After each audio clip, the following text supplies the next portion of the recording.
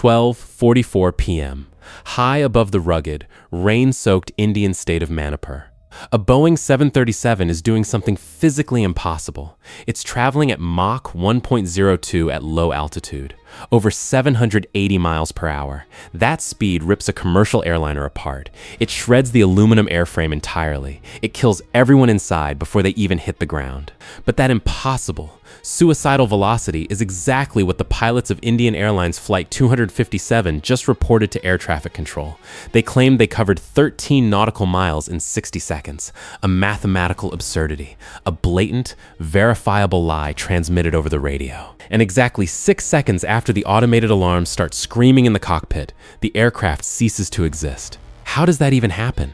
You're told aviation is built on rigid checklists and unbreakable rules. You're told safety is engineered into every single second of commercial flight by teams of brilliant engineers. They lied to you. This disaster proves what actually brings modern aircraft down: unchecked, fatal arrogance. Most catastrophic accidents follow a very predictable script. Pilots get badly disoriented in heavy weather, their instruments degrade slowly, they lose track of their spatial position, and they accidentally fly a perfectly functional airplane directly into the ground. Not here. Captain Sekar Haldar didn't destroy his aircraft because he was lost in the clouds. He annihilated it because he knew this terrain too well. He knew every valley, every ridge, every approach. He had taken this exact same illegal, unauthorized path before without a single consequence, which meant his brain completely rewrote the rulebook. He stopped trusting the navigation dials mounted right in front of him. He started flying his own ego. The result was an impact that fundamentally altered how crash investigators understand human psychology. Step back to the departure gate. August 16th, 1991, Calcutta. Flight 257 is a routine 60-minute domestic hop bound for Imphal before continuing onward to Dimapur. The aircraft sitting on the tarmac is a Boeing 737-2A8, carrying the registration Victor Tango Echo Foxtrot Lima. It's a true workhorse of the sky, reliable, forgiving, built to handle intense pressurization cycles. In the left seat sits Captain Haldar, a man who holds 3,783 total flying hours. The vast majority of that time, 2,369 hours, was earned flying this exact variant of the Boeing jet. He knows the machine intimately. But extensive experience is a severely double-edged sword. It builds heavy competence, and that competence breeds lethal complacency. Beside him sits 26-year-old co-pilot D.B. Roy Chowdhury. The age gap is enormous. The authority gap is drastically worse. This specific cockpit dynamic is a loaded gun, just waiting for someone to pull the trigger. Aviation experts have a very specific, deeply critical term for what Roy Chowdhury became that afternoon: a mere passive and mute spectator. Think about that for a second. You're sitting in the right seat of a commercial jet holding dozens of passengers. You're a trained aviator wearing the uniform. You watch your commander actively violating critical safety protocols. What do? You speak up immediately. You challenge the erratic decision. You physically take the controls and save the aircraft. But the junior officer said nothing. Total silence. The culture of the Indian flight deck in the early 90s demanded complete, unquestioning deference to the captain. If the man with 4 stripes wanted to shave a few minutes off the arrival time by breaking federal regulations, you let him. You kept your mouth shut and hoped for the best. So how did things get this bad? Subscribe to this channel and you'll start noticing how many catastrophic failures happen right under your nose because someone was too afraid to speak. The flight proceeds entirely normally until 12:34 p.m. The crew contacts Imphal Tower over the radio. They ask for descent clearance into the valley. Air traffic control responds instantly, instructing the jet to drop to 10,000 feet. The controller issues a standard, non-negotiable order. Report back the exact second you reach the VOR Beacon, the VHF omnidirectional range. It's a large, ground-based radio transmitter. It broadcasts a signal in all directions, giving pilots a precise, mathematically undeniable fix on their exact location in the sky. You tune your cockpit instruments to the frequency. You follow the radial line. You fly exactly where the needle tells you to fly.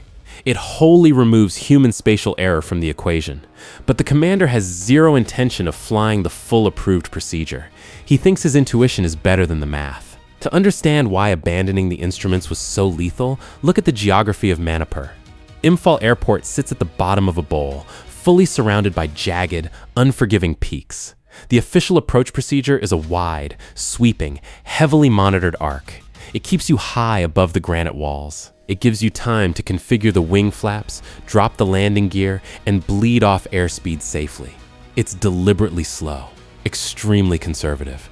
Haldar hates the arc. He prefers a tight, visual banking maneuver through the mountains. He wants to thread the needle between the peaks, using his own eyes instead of the mechanical dials. There's only one major problem with this aggressive strategy. The sky that afternoon is heavily blanketed in thick clouds and blinding haze.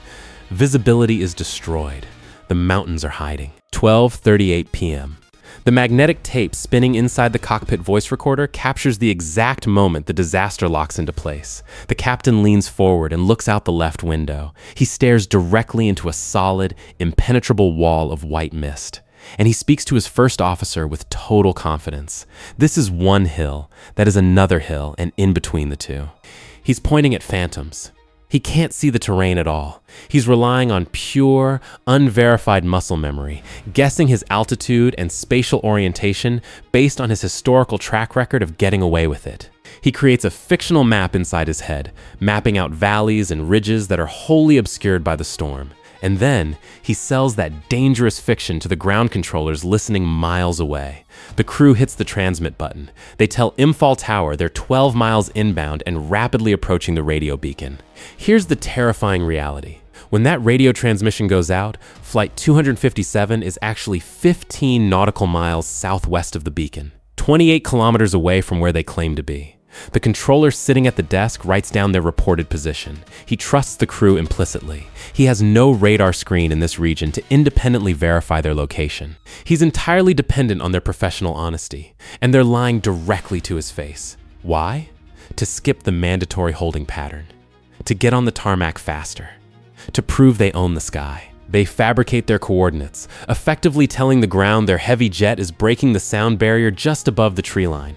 The controller misses the impossible math. The trap springs shut. Now they have to physically fly the lie they just told. They're completely out of position, flying blind in heavy weather, trying to execute a high-speed procedural turn they have no business attempting. A procedural turn requires exact, unrelenting timing. You fly the outbound leg for a specific duration. You start your mechanical stopwatch. You wait. Then you bank the aircraft heavily, bringing the nose around to line up with the runway centerline. It's a pure geometry problem solved in 3 dimensions. Get the timing right, and you glide down to the concrete safely. Get it wrong, and you drift miles off course into the granite. The captain initiates the outbound leg. The clock is ticking, 12:44 p.m. The cockpit microphone picks up a single, sharp phrase from one of the men. 2 minutes up. That's the fatal trigger. The verbal cue to roll the wings and pull the nose around toward the airport.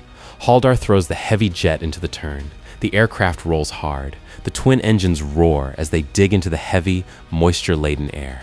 They genuinely believe they're turning into a safe, open valley corridor. They're dead wrong. The stopwatch hadn't reached 2 minutes. They had only timed 1 minute and 35 seconds on the outbound leg. They turned 25 seconds too early. 25 seconds in a commercial jet moving at descent speed is an eternity. It's the difference between empty airspace and solid rock. By turning prematurely, the flight path was dragged miles closer to the mountain range. The Boeing slices through the clouds, descending rapidly. The pilots are entirely blind. They have no idea a towering wall of stone is rushing toward their windshield. 12:45 p.m. The silence on the flight deck shatters. The ground proximity warning system detonates. Pull up. Pull up. The synthetic voice screams at them. An automated terror designed to save their lives. They have exactly 6 seconds to live. 6 seconds to shove the throttles to the firewall and rip the nose violently into the sky. It's not nearly enough. The aircraft slams into the side of Thangjing Hill with unimaginable force. The impact occurs exactly 300 feet below the summit. 91 meters. If they had been just a fraction higher, they would have cleared the ridge entirely. The jet disintegrates instantly upon contact. No cinematic fireball in the sky. Just a catastrophic kinetic transfer that destroys the airframe and kills 69 people. 63 passengers. 1 infant. 6 crew. Gone. Just like that. If this is hitting different, take a second to hit like. It genuinely helps the algorithm show this to more people who need to see it. The next day is pure chaos. August 17th. The government scrambles to fly 300 grieving relatives into the valley. The Indian Minister of Civil Aviation, Madhavrao Scindia, arrives at the devastated crash site. The wreckage is scattered across the brutal, unforgiving terrain of Churachandpur district, and the rumors start spreading immediately. A separatist group in Assam had issued a warning a day prior. Frightened locals claim they saw a huge fireball erupting over Loktak Lake before the plane went down. The media runs wild with the narrative. Sabotage, terrorism, a bomb hidden in the cargo hold. It's the perfect sensational story to explain the inexplicable, but it's utterly false. The official inquiry would soon prove there was no explosive device, no hijackers in the cabin, just a severe failure of human judgment. The government needs definitive answers. On September 26th, they appoint Umesh Chandra Banerjee to lead a formal, unsparing inquiry. He's a permanent judge of the Calcutta High Court, a man built entirely on logic, forensic evidence, and cold, hard facts. He doesn't care about the media circus or the local gossip. He wants the flight recorders. He dispatches specialized teams to scour the mountainside. They recover the heavy metal boxes from the dirt. They pull the audio tapes from the shredded tail section, and they drag the surviving data back to the lab to make it speak. Banerjee and his forensic investigators start mapping the mangled wreckage against the telemetry data. They reconstruct the final minute-second by excruciating second. The bomb theory evaporates instantly. The engines were producing heavy thrust until the final millisecond of flight. The flight controls were mechanically flawless. The aircraft was working perfectly. So the judge digs aggressively into the radio transcripts. He looks at the reported positions. He looks at the timeline. And the brutal math hits him like a freight train. The Mach 1.02 speed anomaly. The 25-second timing error. The wholly fabricated location reports. The entire final approach was a carefully constructed lie designed to save a fraction of time. But Banerjee demands to know why. Why would a respected veteran falsify his position? The investigators dig deep into the airline's historical flight logs. They interview ground controllers. They pull the radar tracks from dozens of previous trips, and they find the pattern of historical shortcuts. This wasn't a moment of sudden, inexplicable madness. This was a systematic, calculated habit. He had done this exactly 36 times before. The commander had been playing Russian roulette with a commercial airliner for months. Every single time he broke the rule and landed safely, his brain aggressively reinforced the dangerous behavior. He believed his own myth. He thought he was untouchable. Modern safety experts have spent decades analyzing this specific failure. In June 2026, prominent aviation channel Mentor Pilot released a detailed documentary breakdown of the incident. They called it a textbook, undeniable example of the normalization of deviance. That's a clinical term for a terrifying human flaw. When you break a critical safety protocol and survive, you stop viewing the protocol as necessary. You view it as a frustrating obstacle. Your deviance becomes your new normal. The commander normalized his visual shortcuts until they killed him. He traded dozens of lives for a few minutes of convenience. An entirely preventable slaughter. But the blame doesn't stop at the left seat. Banerjee's final report drops on April 30th, 1992. It's brutal. It issues 50 separate safety recommendations. 50. A sharp indictment of the entire regulatory framework governing the airspace. The report viciously attacks the training protocols. It attacks the lax cockpit discipline. It demands the immediate creation of an independent investigative body. Because a system that allows a senior pilot to violate approach procedures dozens of times without being caught is a fundamentally broken system. The airline paid 500,000 rupees in compensation to the families of each adult victim, 250,000 for the infant. A hollow financial transaction to balance the scales of a devastating loss. The most lasting legacy of this disaster is what it did to crew resource management. The global industry looked at a junior officer sitting completely silently in the right seat while his superior flew them into a mountain, and they realized something had to change immediately. Modern training now forces co-pilots to speak up. It gives them the exact, mandated vocabulary to challenge authority. You don't sit there and let a senior officer kill you. You take the controls. You declare an emergency. You break the rigid hierarchy to save the aircraft. The Mute Spectator is no longer tolerated on a modern flight deck. This crash remains a brutal, unflinching reminder of the limits of human perception. You can't outsmart the math. You can't negotiate with a mountain. The rules of commercial aviation are written in blood, and when you arrogantly tear out a page to save a little time, the consequences are absolute. Every soul on board trusted the professionals in the cockpit to bring them home. That trust was betrayed by pure arrogance. We study these tragedies relentlessly so they never happen again. If any of this stuck with you, like and subscribe. There's so much more to uncover.